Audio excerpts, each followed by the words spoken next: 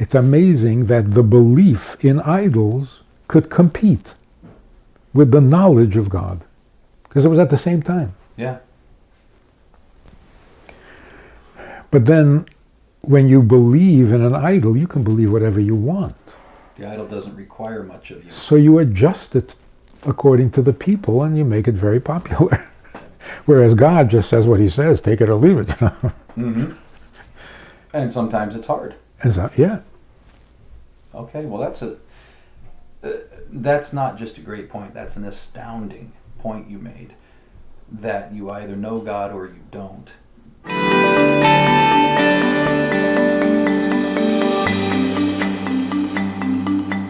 I have seen you on YouTube. And so it's a real honor to be able to sit down with you. Thank you. So what's on your mind? Well, as we've discussed things, we've just, come across various questions, and I'll just start. This is a question I asked earlier to Yoni, and I'll ask it again. I've talked to a number of different Jewish people that practice in different ways or that don't practice at all. And the topic of Mashiach, and some have different beliefs than others and so on. Is there a universal set of beliefs or scenario that all Jews would accept or would say, yes, I agree, when it comes to the topic of Mashiach? Oh, there's very little that is universal among Jews. There are some fundamentals that are universal. A descendant of King David, it's got to be, who will become the leader of the Jewish people when we are restored to a sovereign state of our own. Would Israel qualify in its current state as a sovereign state of your own? No. Okay. It's not sovereign enough. So that would be the first thing, that Mashiach is a descendant of King David,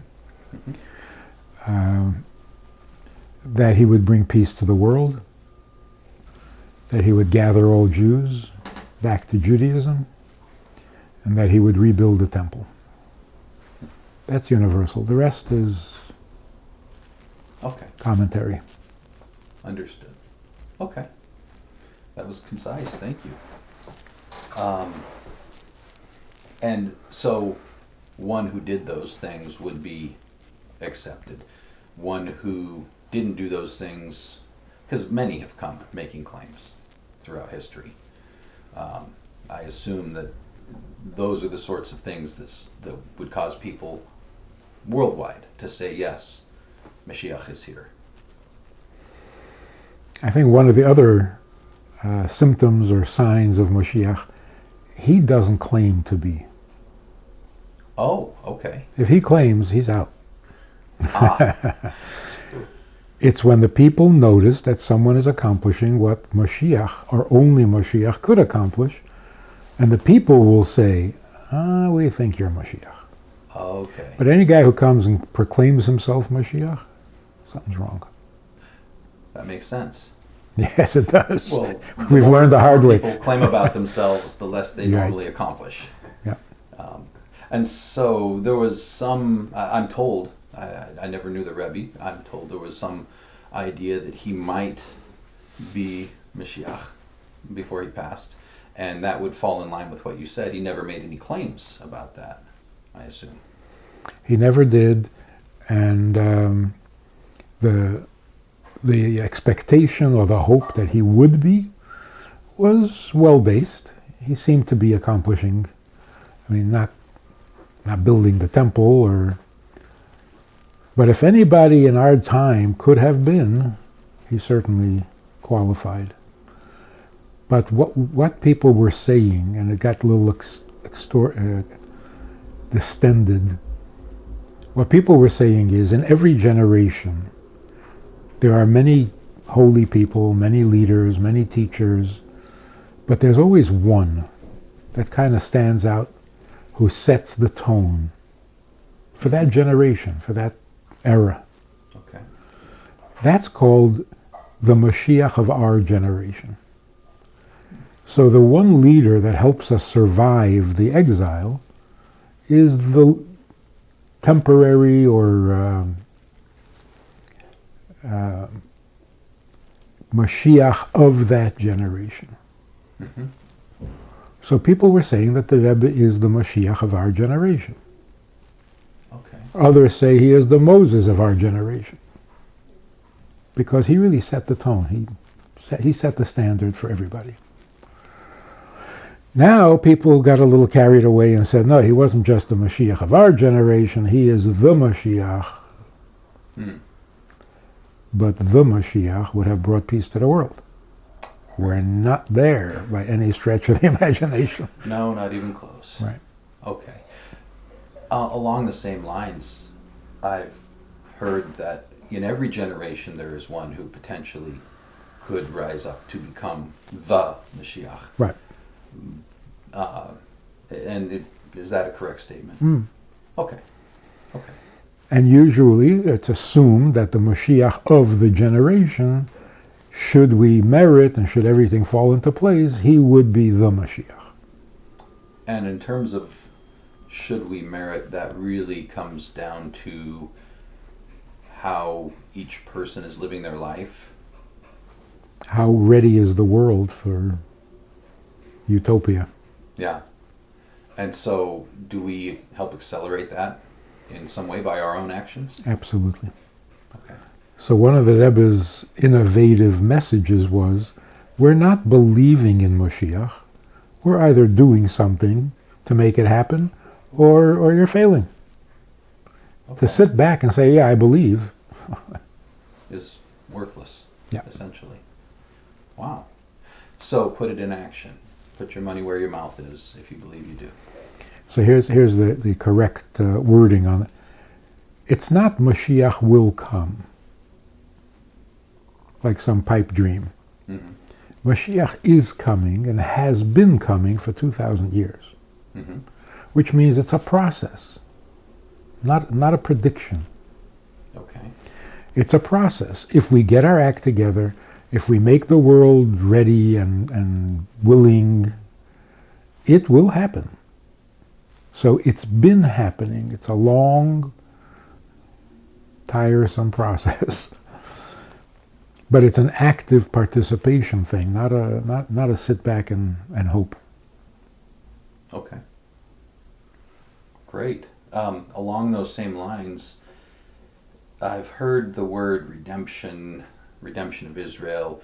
I've also heard a Hebrew term that I think is equivalent, used for the era when Mashiach comes.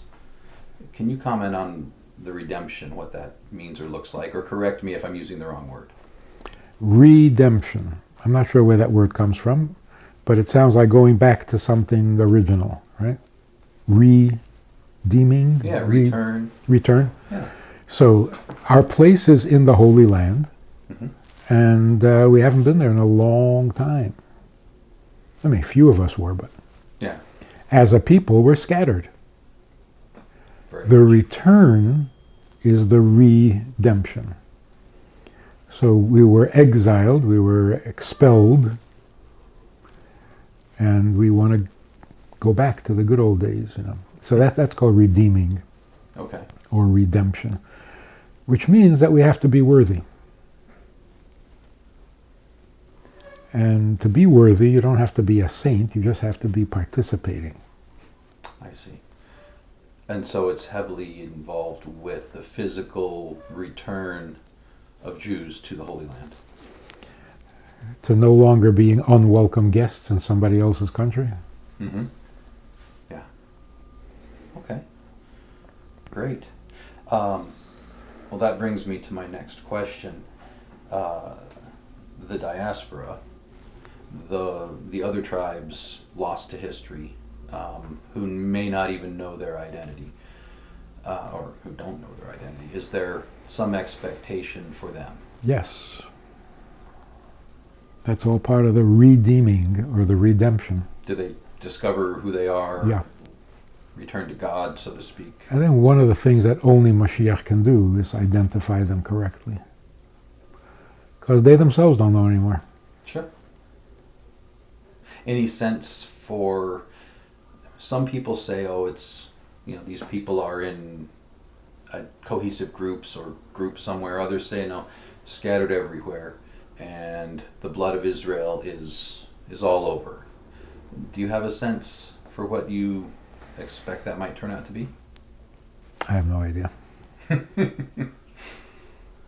Anybody's guess, huh? Yeah. Yeah. Great. My next question, it really comes down to, and along the same lines then, who is a Jew? And I know there's various definitions. For example, I've been told, well, if your mother was a Jew, you're a Jew. And that's obviously a family bloodline definition. How would you define who is a Jew? Well, there are two possibilities. Either you're born a Jew, or you become a Jew through conversion. Okay. Born a Jew means born to a Jewish mother. Not that the father doesn't count. A Jewish father and a Jewish mother together make a Jewish baby. Mm-hmm. But the role of the mother, or the effect of the mother on the child, is stronger than the effect of the father. Mm. So if the father is not Jewish and the mother is, the mother's influence will be more powerful and the child will be Jewish. If the mother is not Jewish, even though the father is, the mother's influence will overwhelm the father's. So it's like the father is creating a Jewish child, but the mother's influence takes it the other way, and then he's not Jewish. I see. Which is mystical on the one hand, but also justice. The mother risks her life. Mm-hmm. What does the father doesn't? So if it has to go one way or the other, it should go the mother. That makes sense. In the case where, obviously, as you said, there are the bloodlines lost, dispersed, gone, not identifiable at this point, except for those who've retained their identity. 3 tribes Okay. have maintained. Judah, is it Benjamin and Levi? Right. Okay. So we know who the priests are, Mm-hmm. because that's the tribe of Levi, Mm-hmm. and we know who the royal family is, because that's Judah. Okay. And so those who trace those family lines, though they may be very secular and come from a line of secular people, are yet Jews. Sure. Okay.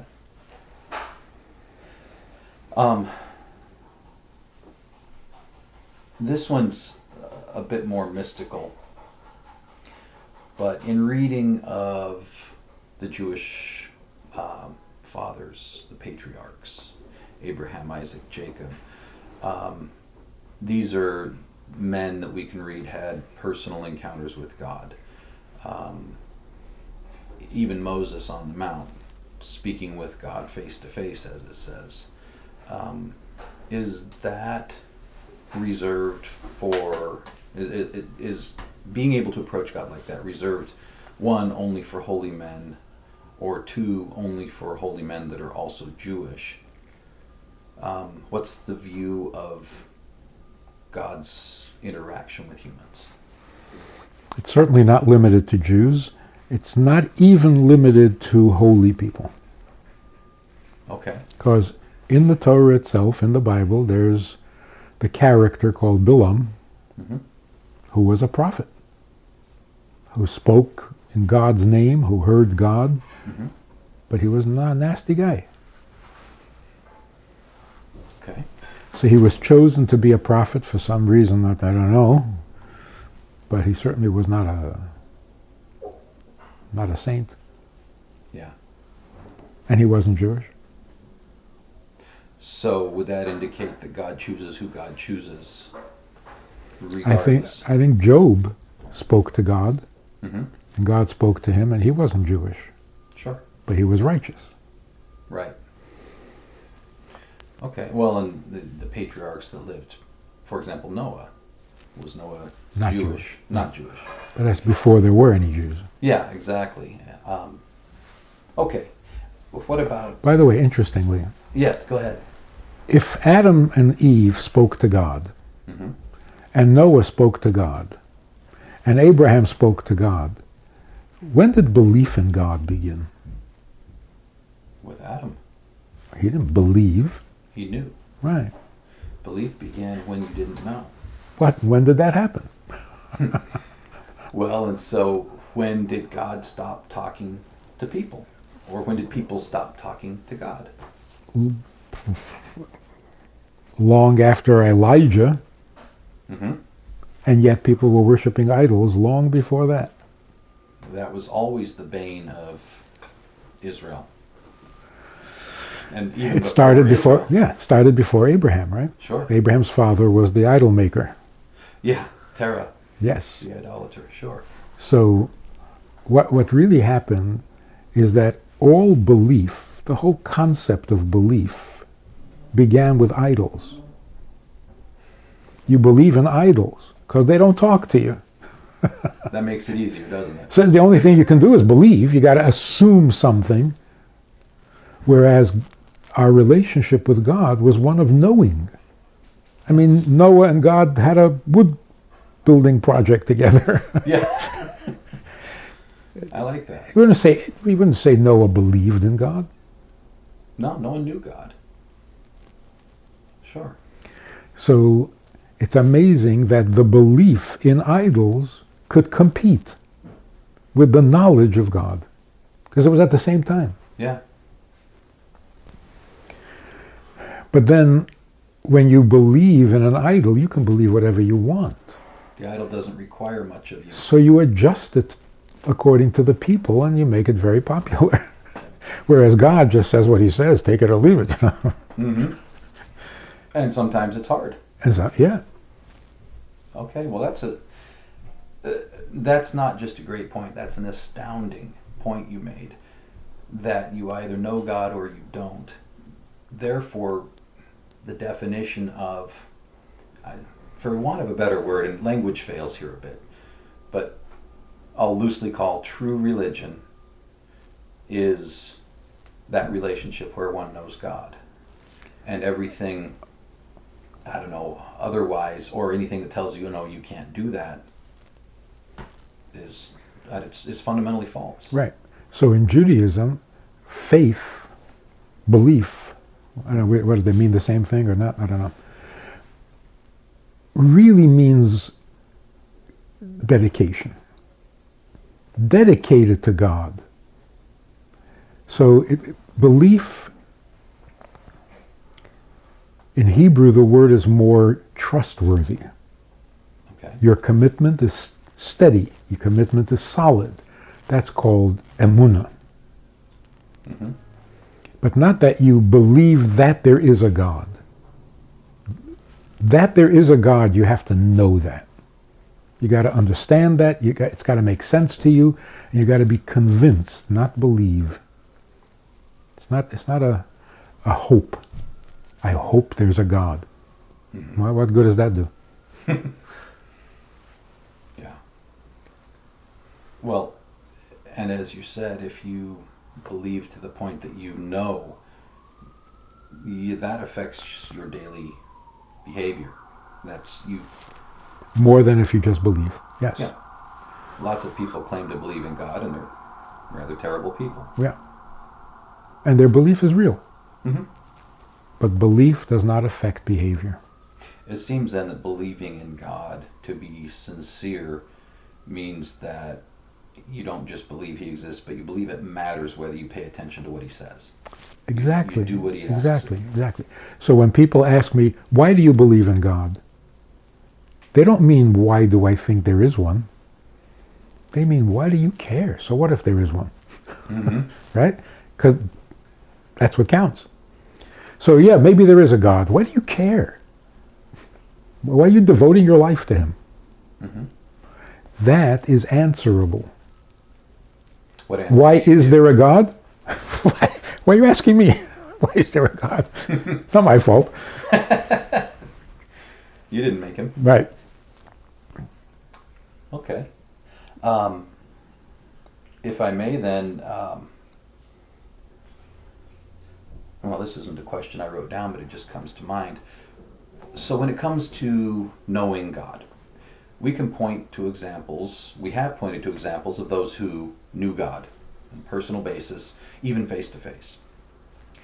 And they taught others, obviously. They left records. We call them prophets. We have their records. We can read what they wrote. And then there are those who come along and interpret and teach and expand and so on. And I've heard those referred to as sages, I think is that a fair word? In recent times. In recent times. The difference, I guess, so that brings up my question. Where would you draw the line for the difference between a prophet and a sage? Good question. We started off with patriarchs. Okay. Then we went to prophets. Mm-hmm. Then we had kings. Then we had judges. So the title of the leaders of the generation kind of changes. Mm-hmm. In recent times, it's sages. Because we know enough, we've been taught enough, that we don't need divine intervention to know what God wants. So now our knowledge has built up so that those who know what is necessary are coming from a place of knowledge, and therefore they're a sage. It's not the authority of a king or the inspiration of a prophet. It's we got it down. I mean, those who study, we got it. We understand it. We can actually write it down for you. So those leaders are called sages. Okay. They're just smart people. Who've studied the previous things, because they always study something that came before. Right. I guess you can't study what comes after. Then they... You can experiment. Yeah. And so you get God's word from God through a prophet. Prophet writes it down. And then later generations, you have sages who study and teach. And that's where we are now. That's where we are now. Okay. So here's the thing. The brilliance of the sage is that logically, following the rules, the 13 principles of interpretation of the Torah, will be able to decipher not just the meaning of a verse or the meaning of a commandment. They can actually decipher what it is God wants. Because all the commandments are God's will. Mm-hmm. So when God spoke to us at Mount Sinai, he was bearing his soul. He was saying, look, this is me. I like this, I hate that. Mm-hmm. I approve of this, I don't approve of that. He was not, of course he was telling us how to behave, but primarily he was telling us about himself. He was revealing himself. That's why it's called revelation. Right. So God reveals himself so that we know what he wants, what he likes, what he needs. The sages, without prophecy, are able to tap into God's need and say, under these circumstances, and this new development like artificial life support, does he approve, does he not approve, when can you, when don't you? The sages are able to say with authority, this is what God wants. That's amazing. So it's not just smart people. It's got to be intuitive. You've got to be in touch with God. You've got to be totally objective. I mean, imagine God asks Abraham to sacrifice his son. Mm-hmm. You're talking to the wrong guy. Abraham is the epitome of kindness and generosity. Mm-hmm. Why are you asking him to do something so horrendous? But that's exactly the point.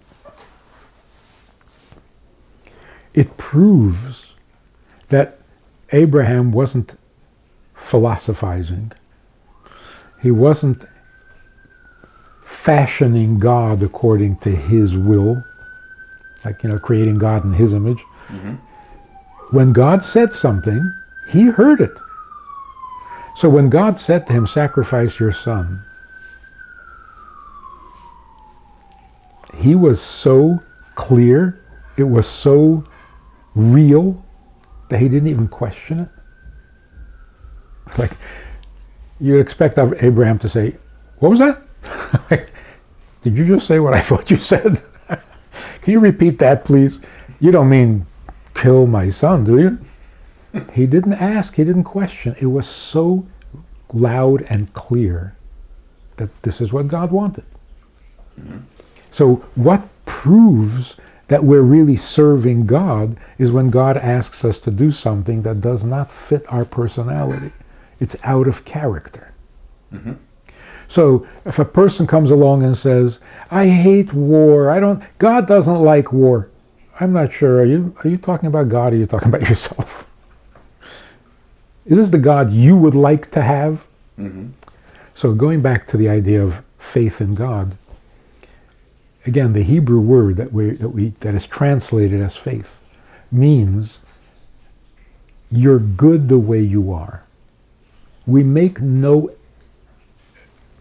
demands or expectations of God. And that really is what idolatry is all about. God says, I am kind and I am forgiving. You say, oh, I like that. Okay, now you're not worshiping God anymore. Now you're worshiping kindness and forgiveness. Mm. So you're worshiping an aspect of God. You're not worshiping him. Which is like a husband who says, I love everything about my wife. I just can't stand her. I can't stand her. I love everything about her. I mean, she's great. I don't know what I'd do without her. But that's because it serves me. I don't like her. She's an intrusion on my life. But what she brings, great. So that's like saying, I don't really want to be married to her, but she's got all the money. So the money's great. Which is no different than saying, I don't know why I put up with her, but she loves me and I like that. They're the same as the money. I'm either getting money from her or I'm getting love from her. But to put up with her is difficult. That sounds like the people who want to serve God based on what they think they get out of the equation. Exactly. If I'll get to heaven, oh yeah. So what's really insulting about it is you're almost saying it out loud. Can I just get to heaven without you? Because that's all I really want. I have to put up with you and your commandments and your and your demands. Just let me into heaven. No? Okay, fine, I'll put up with you. That's like saying I'll marry you for your money, which means, can you just give me the money? No? Yeah, that would be perfect, but nothing's perfect. Yeah. So I got to put up with you. That's really insulting. So what we mean by emunah, that we know there's God, we know he created the world, we know he gave us the commandments. So what's faith? Faith means I don't care whether you're kind and strong and powerful and infinite. Fine. That's not what I'm interested in. I just want you to be my God. That's what we mean by faith.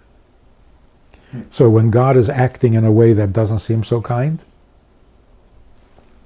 all right, that's my God. For better or for worse. Yeah. And you talked about God, by giving commandments, revealing himself. And that's why we call it revelation, which you said.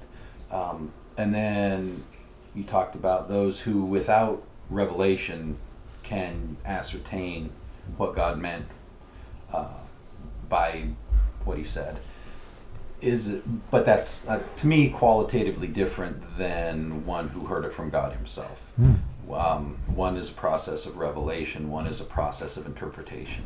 Is it possible that God ever sends prophets again, other than Mashiach? In the form of inspired sages, not prophets.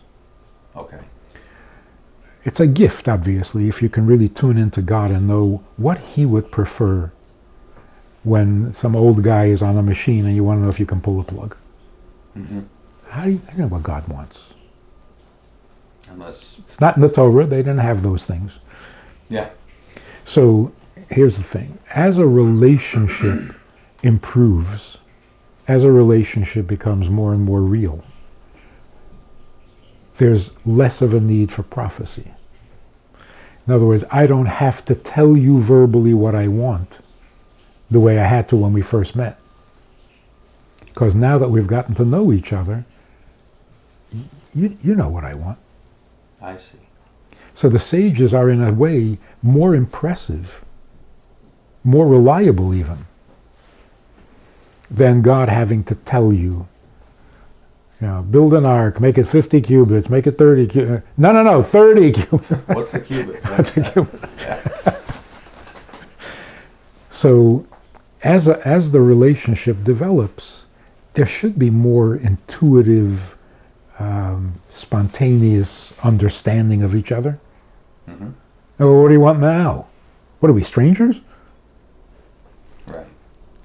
And that's why without the oral Torah, we're not getting anywhere. God gave us the Ten Commandments. Have we progressed beyond that at all or not? Well, it seems we've regressed. In some ways, yeah. But in terms of our relationship with God, it's 4,000 years old. You still need every instruction. God told me to go around the corner. Come on. Grow up. So if I were to summarize the sense of what I've learned from you today so far, and I do have a couple of other questions, it's that we should pay enough attention to what God has already said and study enough to be familiar enough to know and then act in accordance with what we know. And only by doing that do we show God we're ready for Mashiach. Would that be a fair summary? Yes. Good summary. Let me give you a quick example. Some guy was talking to the Rabbi, a representative from Israel, and he said, it really bothers me that the Israeli government subsidizes the birth of every Arab child in Israel. What are we, crazy? And he was sure the Rebbe would agree. And the Rebbe said, no, having a child is a mitzvah. We should support it. If he grows up to be a terrorist, well, we'll have to kill him. But this is God's thinking. If they're having babies, they're doing what God wants. That we should support. Now, the ability to be that focused or that make those fine distinctions, that's a sage. God didn't come and tell him, yeah, the babies are good, the terrorists are not good. But you know how God thinks, so you know how to behave. But here's the real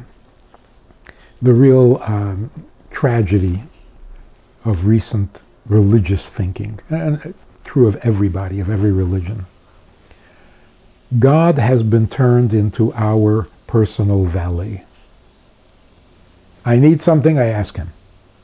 Something's missing, I ask him. Where'd you put my shoes? What it does is two things.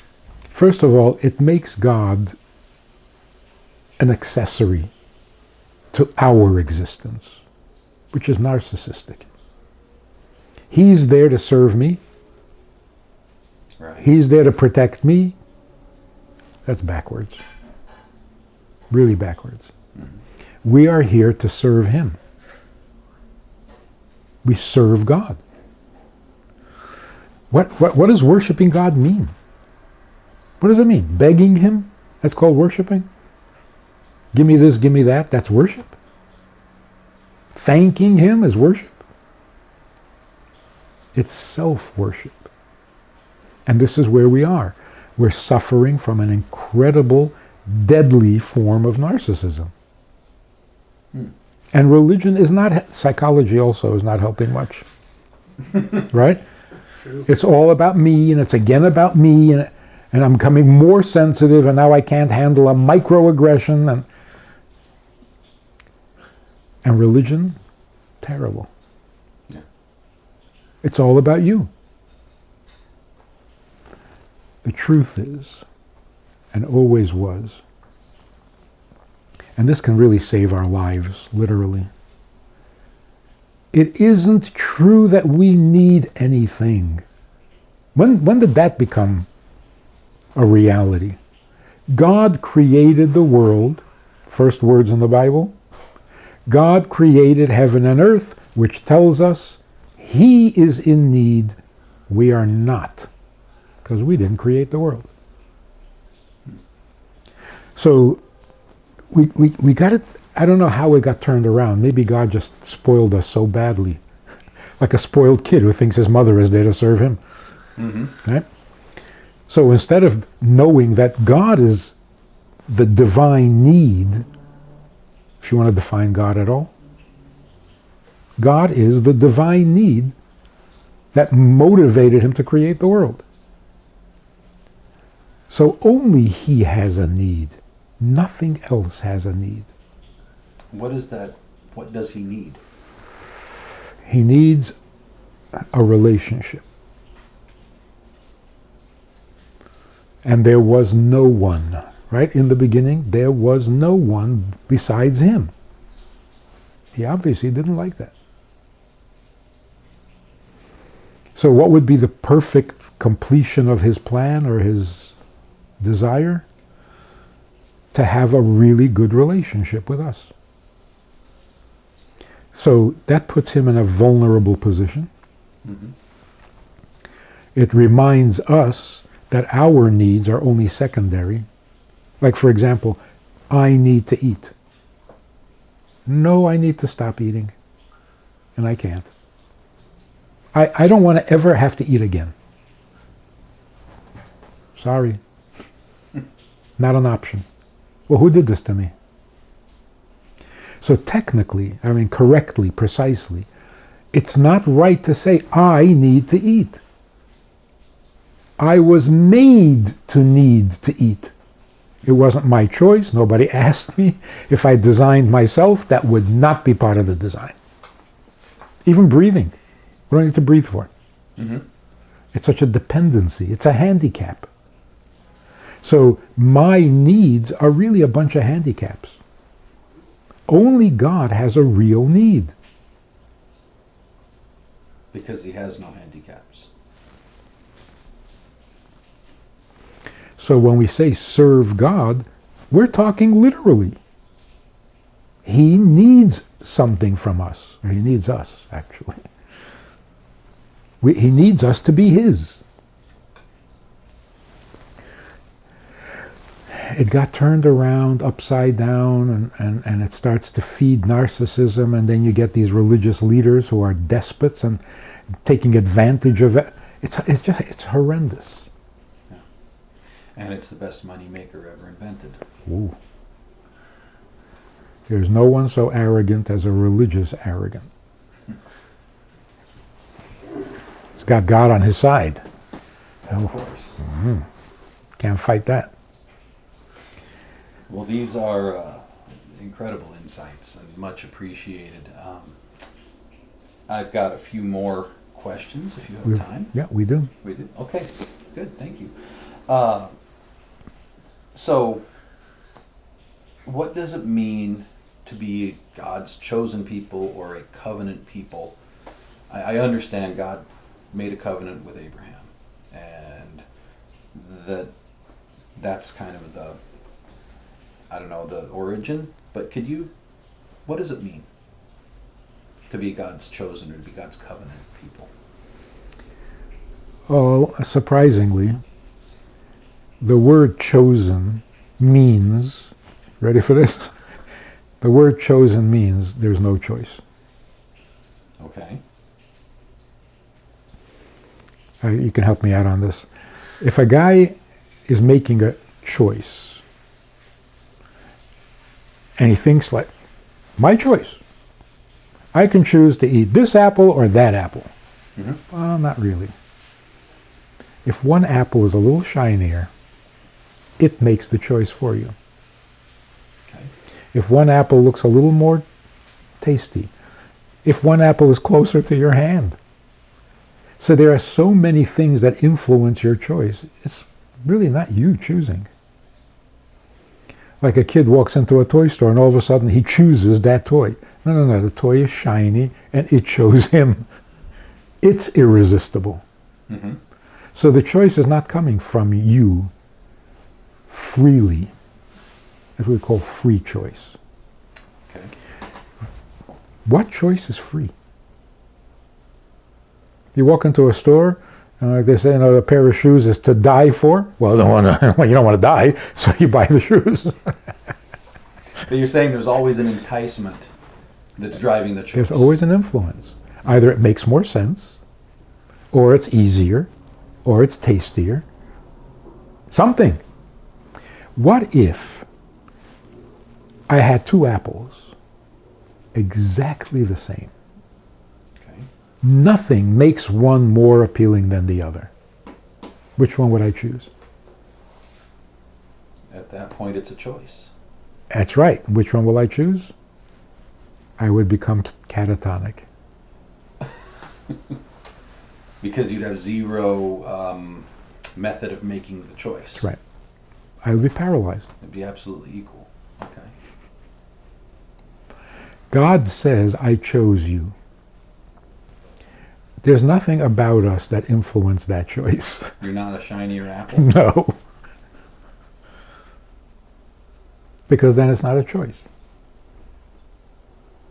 Yeah, it's a choice, but it's not a free choice. So that sounds to me like saying, I can't point to any reason that God chose this people instead of this people, but he did. Yeah. That's what the word choice means. Okay.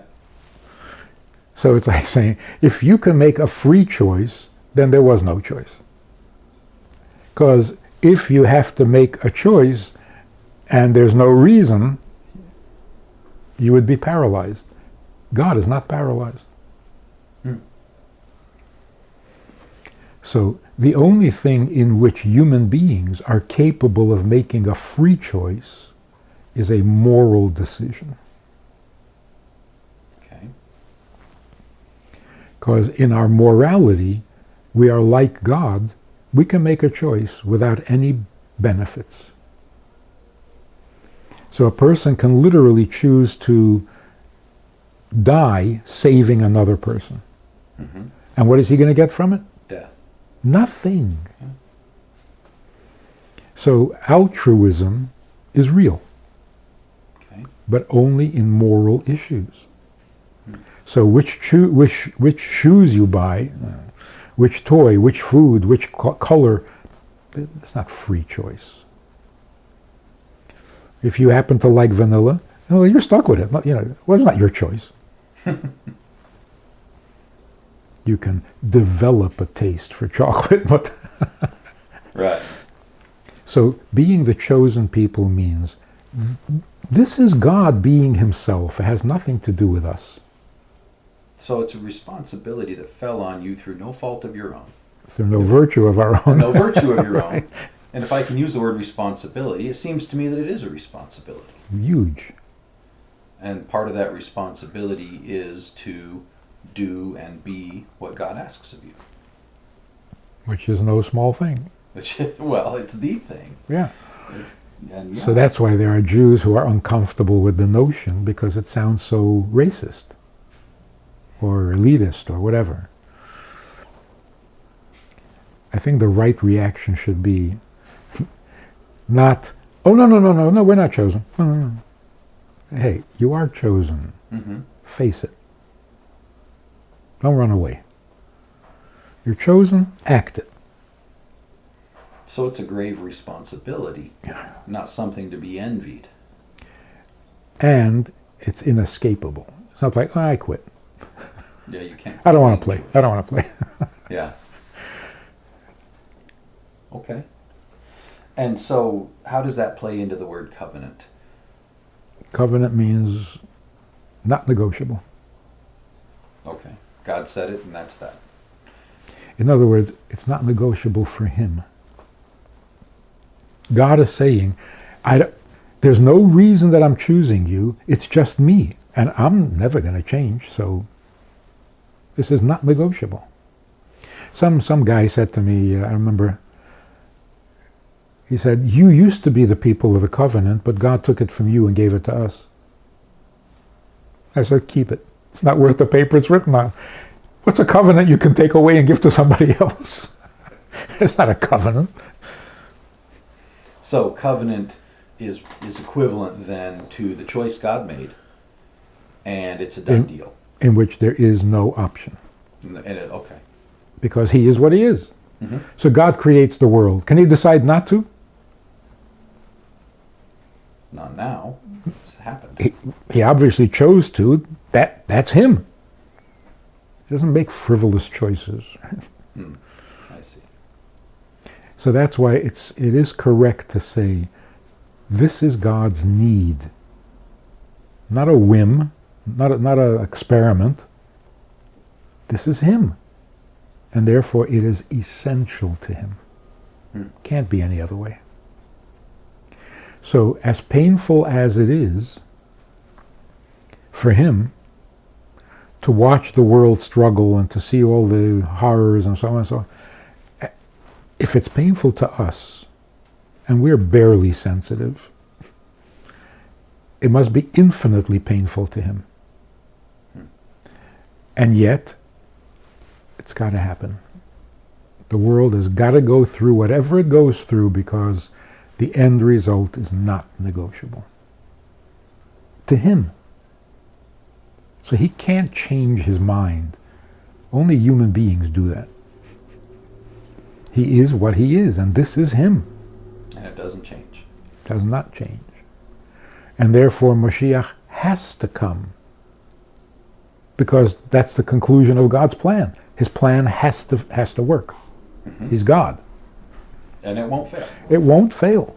Mm-hmm. The question is, will we get any credit? I don't think that it would be... How could you take credit for Mashiach coming if God does it? No, God doesn't do it.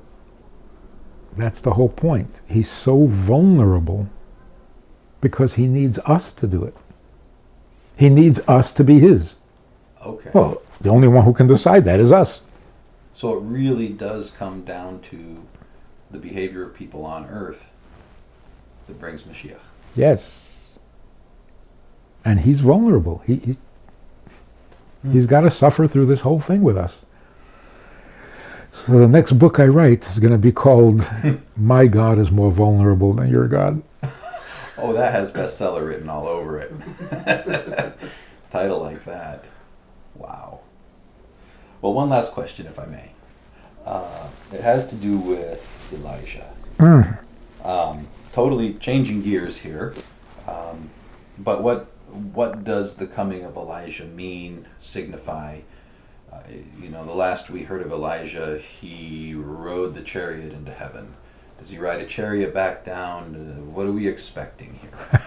and why? How exactly is he going to do it? Well, not just the how. That's really less important. But for what purpose? What do we expect out of this? Why is it prophesied? It doesn't have to be him. Okay. But before Mashiach comes, we're going to need a little reorientation. Because how are we going to function if all our problems go away? We're not going to know how to function at all. Mm-hmm. Imagine there's no more war, there's no more jealousy, there's no more competition, you don't have to work to make a living. We'll go nuts. Yeah. So we have to rewire our brains to be able to get excited about a perfect world. Mm-hmm. We don't know how to handle this. In fact, even today, the worst time for most human beings is when they have free time. That's when they kill themselves. That's when they get into trouble. The hospitals are full, right, during holidays, because people don't know how to handle time. Keep me busy or I'm in trouble. Yeah. So what's going to happen? So we're going to need a leader, like a prophet, like Elijah, who will reintroduce life in a perfect world, like in the Garden of Eden. So what makes him like Elijah more than any other prophet? That famous story where Elijah said, you can't have it both ways. You either believe in God or you believe in the idol. Pick. Make a decision. Right. That's the kind of prophet or the kind of teacher or inspirer that we're going to need before Mashiach comes. Okay. Referred to as Elijah because he's like Elijah. Right. I see. Elijah-like. An Elijah-like teacher, prophet. And that will tell us that Mashiach is very close. Okay. So if I were guessing, instead of arguing that the Rebbe is Mashiach, I would argue he was the prophet. I see. Because he really turned everything around, got us all oriented to thinking beyond ourselves. Mm-hmm. It's a kind of a messianic kind of thinking. And inherent in that statement is the notion that whoever it is will not be noticed by the vast majority of humanity. What I mean by that is I had never heard of the Rabbi until I literally came to this community, and now I've heard some very impressive things. But, 99.9% of humanity has never heard of this man.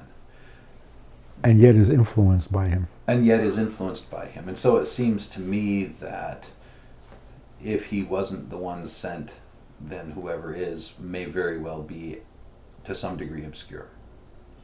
Not obscure, obviously, in the community around him, but effective. But in the world.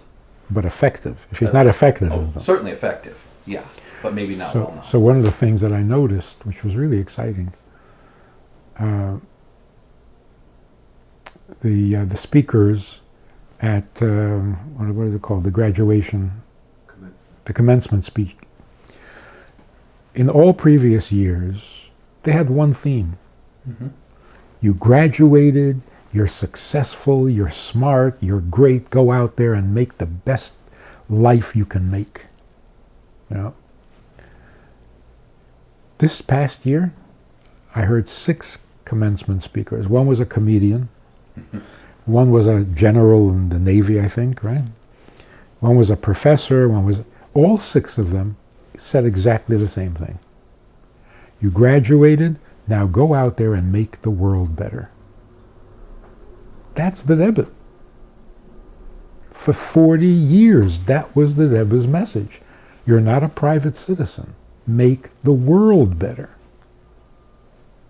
Which is the same as bring Mashiach. Mm-hmm. So that attitude or that feeling has spread. It's not about you. Right. That's the antidote to narcissism. It's not about you. So it's really, I think the billionaires have made it easier to understand that it's not about you. Because if you're worth $100 billion, you think that's for you? You got to be crazy. Right. $100 billion for you? So yeah, it's yours. Can't be for you. And that's why they're desperate to give it away. It can't be for me. I'm not going to live long enough. You could never spend it. Not even make a dent. Yeah. Right?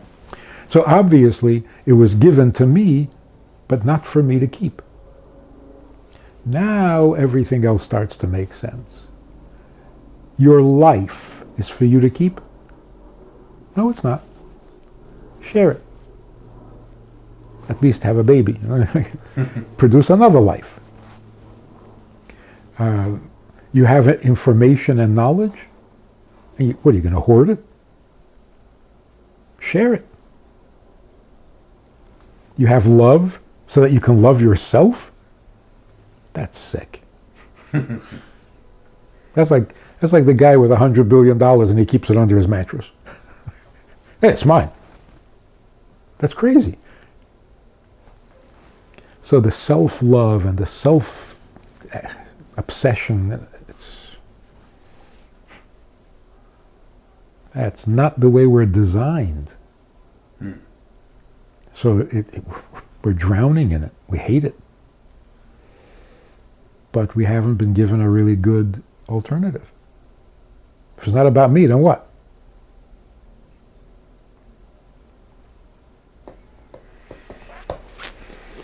Well, thank you very much for your a answers pleasure. and your time. No more questions? Lou, you've been sitting there very quiet. Do you have... No, I'm off camera. Okay. I would like to hear your more about the temple, past and future. Like the symbolism for it. What was it for? What will it be for? For some reason, everything in the world starts with a geometric point and then expands. God began creation with light. Mm-hmm. You would think, first make something, then turn on the light. What was the light for when there was nothing else? Well, there was chaos and there was water, but everything begins at a point and then develops, spreads, and right? So human beings began with one. The entire human race began with one person, and then one became two through some surgical procedure. And then they had children and then filled the world and conquered it. Right? Holiness comes into the world the same way, like an upside down funnel. It comes in the narrow and then it spreads. Mm-hmm. And that's why the windows of the temple were built narrow on the inside and wider on the outside. Oh. Usually you do it the opposite. You want to catch as much light from the outside to bring it in. But the temple was fashioned that the light should spread outward. Mm-hmm. Because it is the geometric point of holiness, and from there it's got to spread everywhere. The same is true with the entire building and with Jerusalem and with Israel. Israel is the Holy Land. Well, that's no good. Can't be one holy land in the entire planet. That holiness has got to spread. So in the coming of Mashiach, all countries, the entire world will be a holy land. Israel will be holier, Jerusalem will be holier, the temple will be holier, because that's where it's starting, and from there it's spreading. So we know that when the temple can be built and is built, it means the world is ready for the holiness. Does it have to do with the multiple times in the Tanakh that they talked about Zion and Jerusalem? The two different concepts? I mean, the one is the genesis of the other? Zion literally means a direction sign. Zion, sign. Zion, Sion. So Jerusalem is like an arrow pointing like where the holiness needs to go.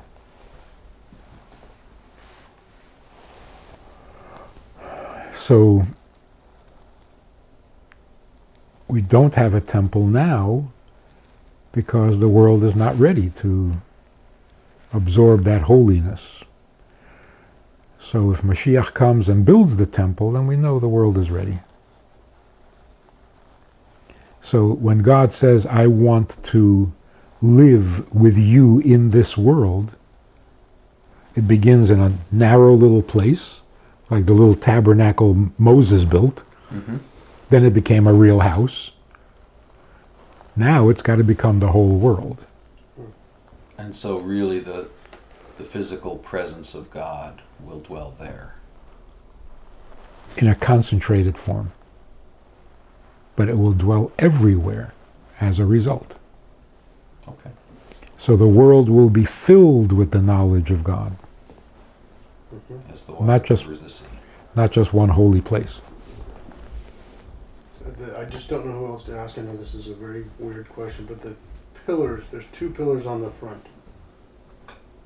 Do you know any, I just don't know who else to ask. I've never heard anything about it. I've studied the temple itself, but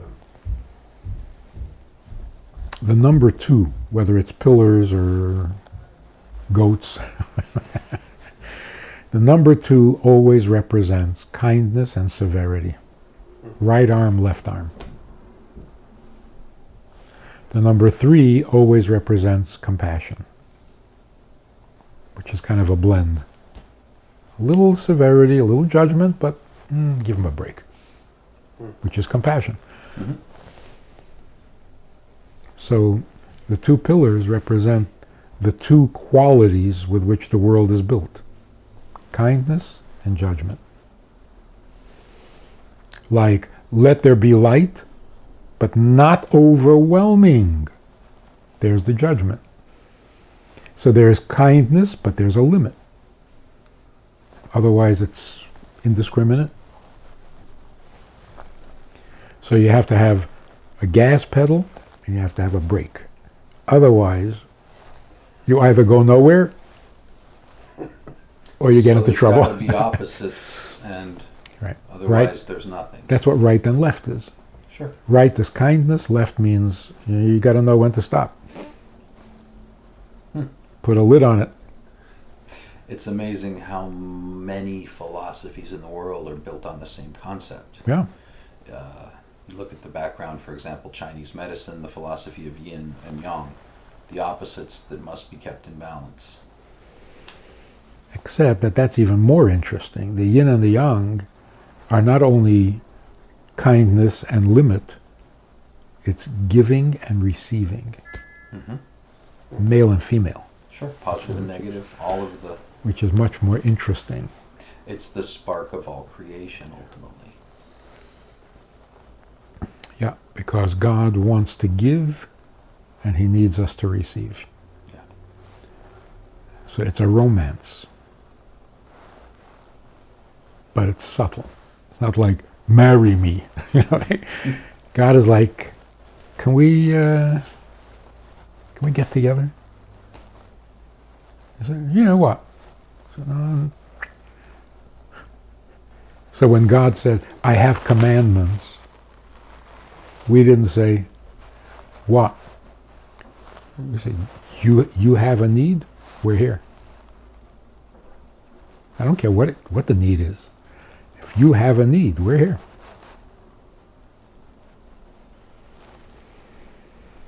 That's yin-yang. I have a question for so just 2 questions. First of all, once we said that the choice is an essential choice, it's not a handicap, that he's really choosing the Jewish people, how does that not cause jealousy or a sense of elitism? Or? Oh, it does. It has for 4,000 years. it means something simply on display, doesn't it? If there's when you're describing the choice or no choice, and it's now chosen, it just simply means you're on display, the way I read it. You're on It's a fact. Yeah, you're on the hot seat. There you go. So look at the whole story of history, the way it's summarized in the Torah. What was the problem between Cain and Abel? Jealousy. What was the problem between Joseph and his brothers? Jealousy. Between Yitzchak and Ishmael. Mm-hmm. Jealousy has been the curse of the world. All wars are jealousy. Everything is jealousy. Anti-Semitism is jealousy. So we could say Jacob was wrong for favoring Joseph. Look, created jealousy.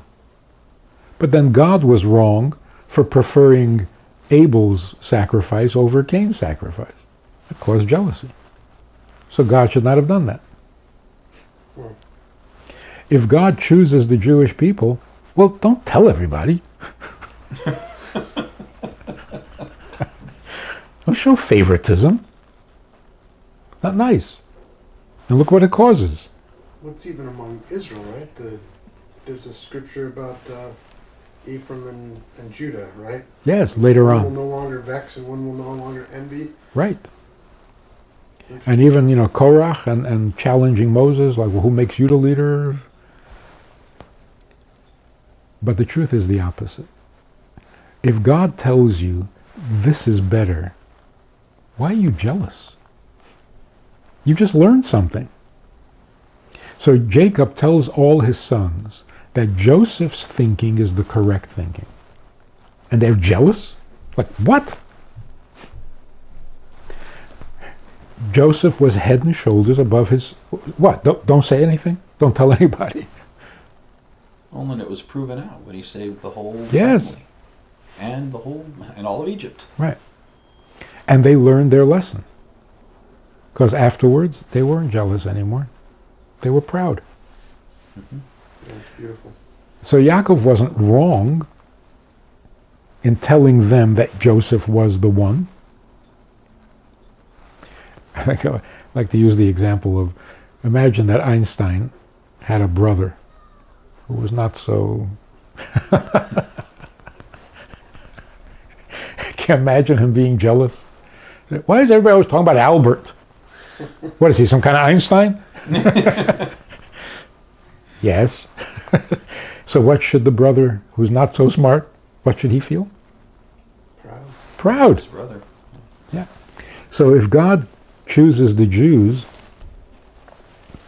and says, this is my model, this is how you should be, what are you jealous about?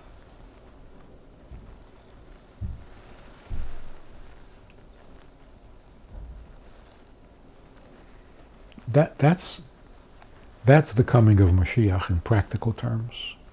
When the jealousy turns to pride, we're home.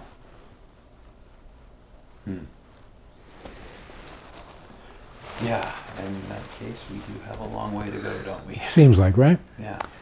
On the other hand, I'm trying to be optimistic. This ridiculous anti-Semitism that is suddenly popping up again when we thought it was gone. Right. It is so absurd. You can't even take it seriously. So when the anti-Semitism was religious, you got it wrong. You're ignoring the Savior. You killed my God. Oh, okay. Serious business. Jewish God. Yeah. I told the guy, yes, I killed your God. Watch it. Not afraid to take you out. Right. If I can kill your God, imagine what I can do to you? That's the best response I've ever heard. Except for that he was a Jew. Yeah. So, in general, the insanity that is going on today, it's shocking, but you can't take it seriously. Like, it's so absurd. It's not like the evil in the olden days. They were bad people. Today, they're not bad. They're crazy. Half the time, they don't know what they're saying. Mm-hmm. So the anti-Semitism was like, well, what's some kid in Baltimore painting swastikas? What? He doesn't even know what a swastika is. And he likes his Jewish friends. It's crazy. It's like, so it's in a sense, a good sign that the world is just floundering. It's like looking for something. They don't know where to turn first. They don't know who to blame for their frustrations. And the frustration is Things are too good. Mm-hmm. And then you're forced to ask, why am I here? What am I here for? I didn't ask to be born. See, now you got this guy suing his parents for giving birth to him without his I consent. saw that. Fortunately, the court threw it out. But it's the sign of the time. Yeah. I didn't ask to be born. Are you objecting? You regret being born? There is a cure. Yeah, this guy's cure was pay all my bills for the rest of my life. In other words, you like living. There's a little contradiction there. Good point. Have So- you heard this idea about God vulnerability? Is it like, have you ever heard of this concept really? Like, Not expressed in this way and to this degree. Heard somewhat similar things, but this is unique. Is this unique in Judaism? Among Hasidism? Or is this... Yes. Okay. Not that it always was, but in the last, I don't know, 500 years, Mhm. for some reason it got turned upside down. We are needy. We are needy. God doesn't need anything. We need Him. Mm. I don't know, maybe suffering caused that. Mhm. Because, yeah, we were so needy. But we're not. We're not the needy one. Well, it's a beautiful concept. It means becomes very much a God of love and a God of tenderness and. Yeah, well, look, if He's not vulnerable, it's over. Yeah. Why should He bother? And why should we bother? Yeah. And if perfect means I don't need anybody, then why would anybody want to be perfect? The more perfect I am, the less I need you. That's not perfect. That's horrible. And that's a pathology, isn't it? So only someone who is perfect can really need someone else.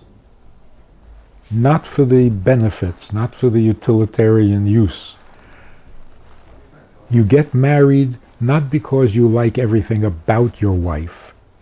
You get married because you're alone and that's not good. So get someone else to join you. It's like the word perfect comes from a root. The English word perfect comes from a root that means incomplete, unfinished. We think of perfect as 100% good, nothing bad, but really it means incomplete. And so, is it good for man to be alone? No, it's not good. He's incomplete. Then we're going to make and help meet. We're going to complete them both. So what does it mean it's not good for man to be alone? He can't do his laundry? I think it means that he's incomplete. He's not fully a man. In what way? What you said earlier about how the universe and everything in it is based on these opposites kept in balance, that was only half the equation. The man alone. In other words, the problem is that it's not good for man to be alone. Alone is the problem, not laundry. Mm-hmm. So it's not like you need someone to love. Love is not the problem. I can love myself. But that I'm alone. Alone is a problem. Mm-hmm. Why? I don't know. There's no reason. It's a divine invention. God said it is not good for man to be alone. Man would say, leave me alone. Right? So God had to say, no, you're not good alone. At the very least, if his plan was all of us, that wasn't going to happen as long as Adam was alone. Not good. The plan can't progress, and God's plan will progress to its completion. We're suggesting that when God said it is not good for man to be alone, he meant himself. I'm not good alone. Why? Because I'm alone. What part of alone don't you understand? So what do you need from me? I just don't want to be alone. So what should I do? It's not what you do. I just don't want to be alone. So be with me. And that's why he gives us freedom of choice. Because if we don't have freedom of choice, he's still alone. So the only way for him to not be alone is to create us who might love him or hate him, believe in him or reject him. But he wants us to choose him. He wants us to be his. But by choice, because otherwise he's still alone. We're just a clone. So angels don't do it for him. Why is he alone? He has angels. With angels, you're still alone. So what does it mean? What is the cure to alone? Someone else. What does someone else mean? Someone who doesn't like you. Right? I mean, by definition. What does it mean, so other? Other means not you. Else. Different. Else. So what is your other half? The part you don't like. The part you don't agree with. It's not you. Not you. Now either you love the part of your wife that is not you, or you're alone. Well, she does your laundry, but you're alone. And that was the scary thing when I heard from couples who were happily married that they feel alone in the world. Oh, wait, you're married. Yeah, and it's all good, and I have no complaints, but I'm alone in the world. Which means that connection never happened. Mm-hmm. I love everything about my wife. Not good. People love everything about God. Just not him. We love his kindness, his power, his greatness. Very nice, but are you worshiping him? Or are you worshiping his talents? So for marriage, it makes a huge difference. I mean, it's the definition of marriage. The definition of marriage is bring someone you don't like into your world. I did that. Mazel tov. Wow. Well, these are concepts that undoubtedly cause a little controversy, don't they? All the better. But we got to turn things around. We can't be the center of the universe. It's not working. Yeah. It's like I tried to be God. I'm not good at it. The job wasn't open anyway. It's not. I'm very relieved that it's not my job. Yeah. Because he is in big trouble. We think we have problems. Only for 80 years. Mm-hmm. His problem's been going on for a long time. So can you serve God with compassion? Out of compassion? Yes. How would you like to be God? Criticized, condemned, denied, nothing but complaints. Gimme, gimme, gimme. I hate it.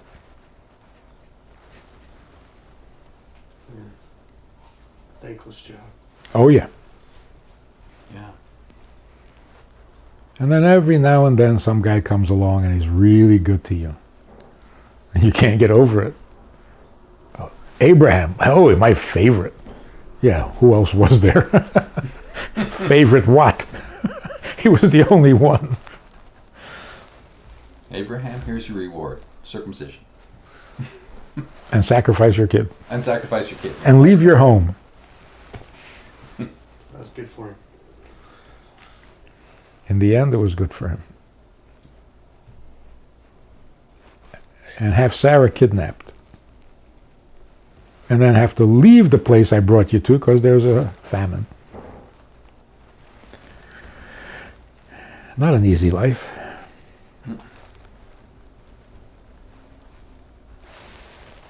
Everybody made fun of him. What, no idols? What's wrong with you?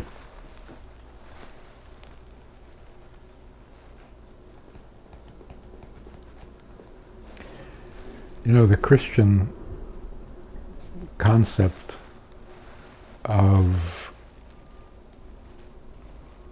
a man that is not born in sin, he's of God, not of the world. He is God's firstborn son. He is the hope of the world. And he is his suffering servant, afflicted by the iniquities of others. Is that not a perfect description of Jews? Not just one Jew. That's it. So why they picked one Jew at the expense of all others? But if you want to know what a Jew is, ask a Christian. Yeah, you don't tend to get very accurate answers. What they say about one Jew is a perfect description of the Jewish people. Who is God's suffering servant? Interesting. Somebody who suffered one day. We've suffered for as long as we exist by the iniquities of others. Mm-hmm. And we are the light to the nations, like a Messiah. And yet, much of history has documented God's struggles to get the Jewish people to believe that, act in accordance with it, choose him over the idols. It seems that that's been the history too. We fail. But that's what a child is. Yeah. You can misbehave, you can hide, you can run, but you cannot stop being my child. And many of the prophets say that. Like, you claim God divorced you? Show me. Where's your divorce? Never divorced you. Show me the bill of your divorce. Mm-hmm. In other words, we have hard times. Mm-hmm. We clash a lot because you're the other. But I'm not going anywhere. In the end, God keeps the covenant. Can't be any other way.